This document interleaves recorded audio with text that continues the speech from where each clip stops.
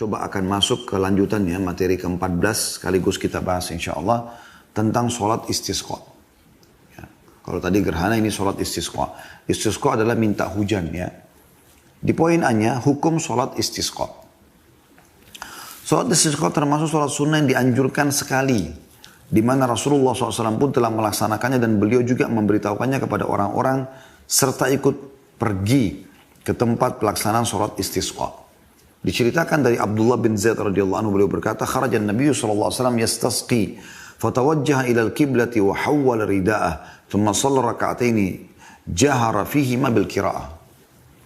Nabi sallallahu alaihi wasallam pernah sholat istisqa. Waktu itu musim peceklik, panas sekali. Jadi, lalu beliau menghadap kiblat dan memutar selendangnya dari sisi kanan dipindahkan ke sisi kiri. Ya. Lalu sholat 2 rakaat di mana beliau membaca surah pada kedua rakaat itu dengan suara keras. Ini diriwayatkan Bukhari nomor 1024 dan Muslim nomor 894. Itu hukum sholat istisqa. Artinya dianjurkan untuk dihadiri. Ini juga hukumnya sama, sunnah ya.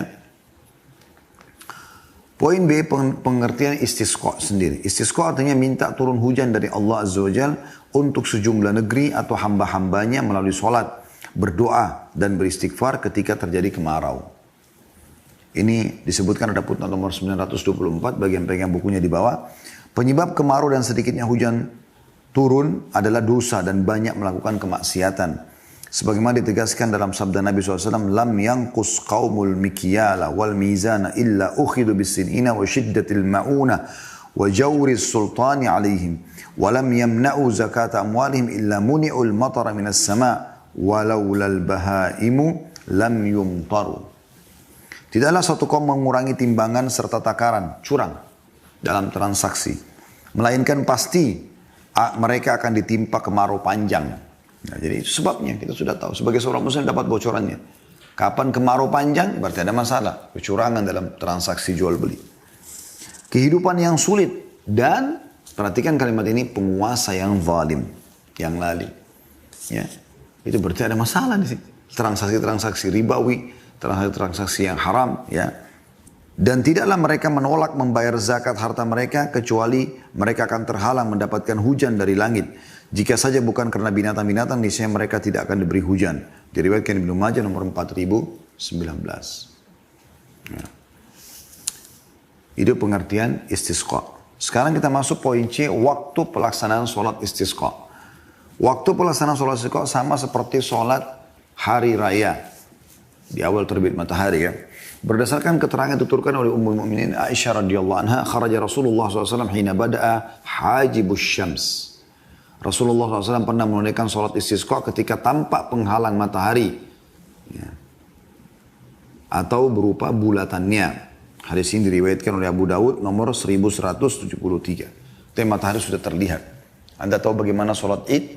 Pas terbit matahari. Ya, dan sudah kita bahas pada pertemuan sebelumnya. Kalau sholat Idul Fitri diperlambat sholatnya supaya orang berkumpul dulu. Kalau sholat Idul Adha dipercepat ya, sholatnya supaya orang segera berkurban setelahnya.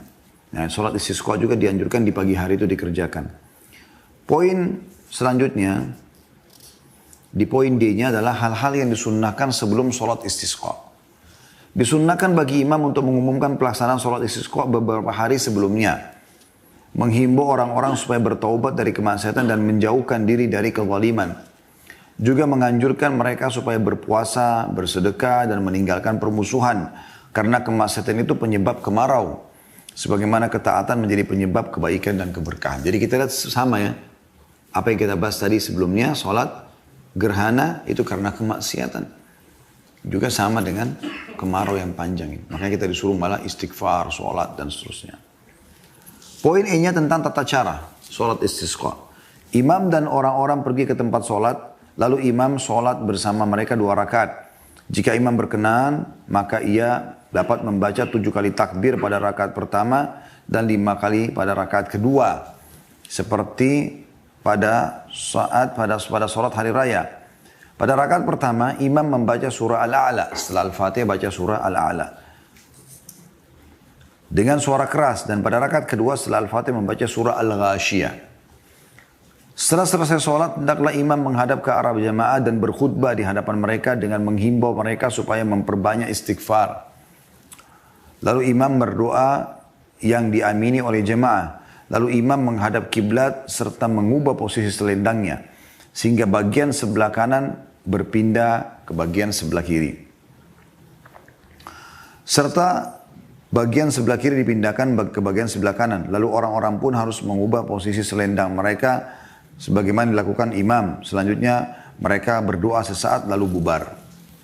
Tata cara di atas berdasarkan keterangan Abu Hurairah radhiyallahu anhu. Beliau berkata, "Kharajan Nabi sallallahu alaihi wasallam yastasqi wa shalla bina rak'ataini bila adzanin wala iqamah.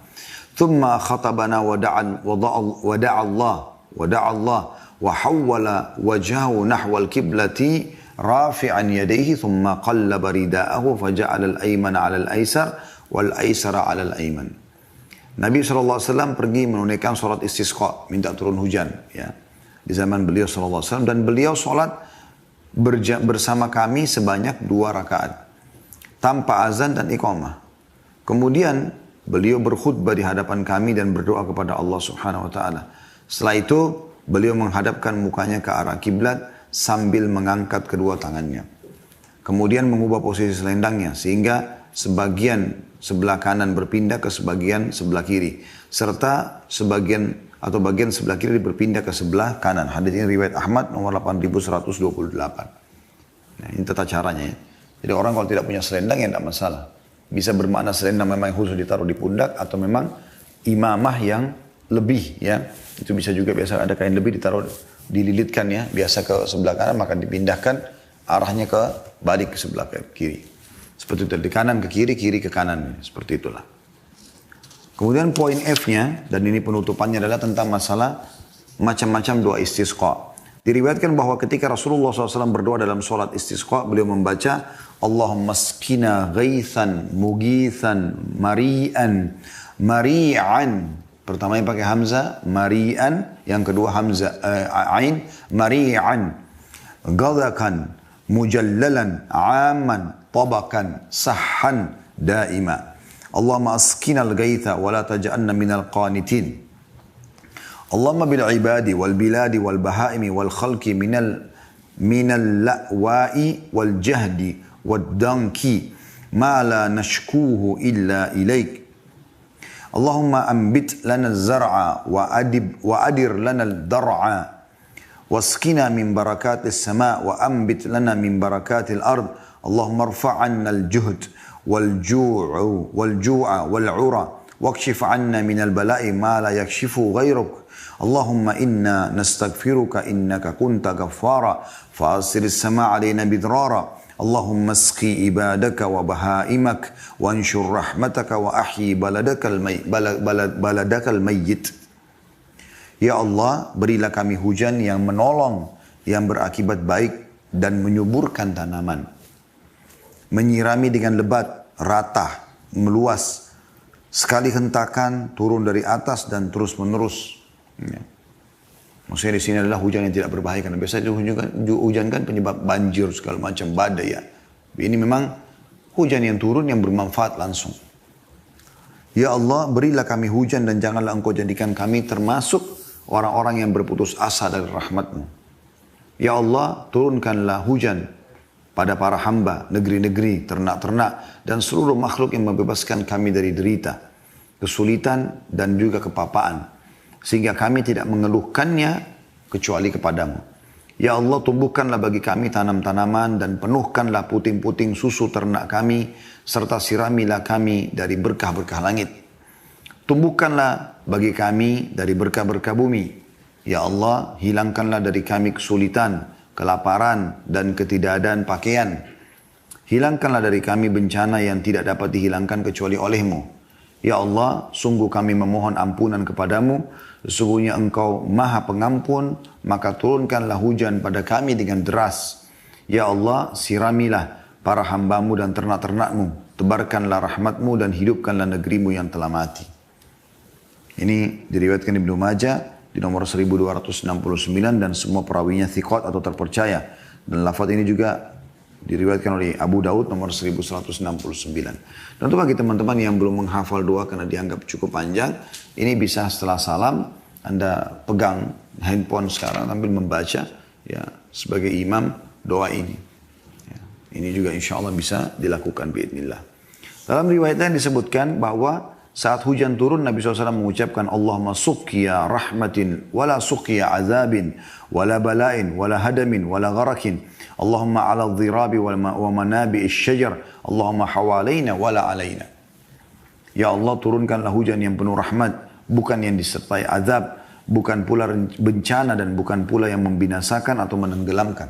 Nah, sudah tahu kalau datang banjir atau air yang berlebihan maka akan bisa jadi bencana. Ya Allah, cukupkanlah pada lembah-lembah dan tempat-tempat tumbuhnya pepohonan. Ya Allah, curahkanlah di sekitar kami, bukan pada kami. Ya. Jadi ini diriwayatkan, disebutkan oleh Imam Syafi'i dan lafadznya ada dalam Sahihain. Diambil dari kitab Al-Um jadi 1 halaman 251.